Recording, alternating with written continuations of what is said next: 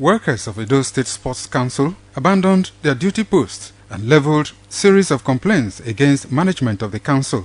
They called for the resignation of the Director of Sports, Mr. Sonny Irende, accusing him of incompetence. The coaches said management of the Sports Council is not being fair to them, as according to them, coaches are left out of the issue of promotion and commensurate allowances. They also kicked against reliance on paper qualifications as against performance in sports, amongst other issues. Those who break record and create new records are from Edo State.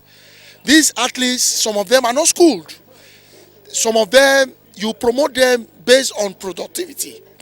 And the new director that was appointed by the government is not technically sound.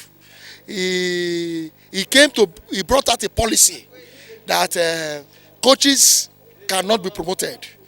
And he brought a policy which is not even in the government gazette. A lot of medal hopes are threatening to leave the state by the ways and manner the management of Edo State Sports Council is running the affair and bringing policy matters that are supposed to be of government.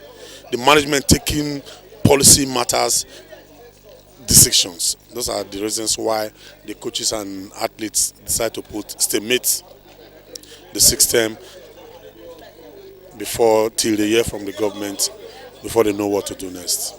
In a swift telephone reaction, the Director of Sports, Mr. Sonny Irende, said some of the issues raised have been on board before he assumed office. Mr. Irende said the issue of paper qualification was not his brainchild, but management decision which he merely advised the workers to comply with. He, however, noted that the letter requesting the workers to upgrade themselves academically was later withdrawn, and other ways of improving on the services of the council are being contemplated. They are not being sincere to themselves, and it made the sense that this thing was, I had a meeting with the head coaches.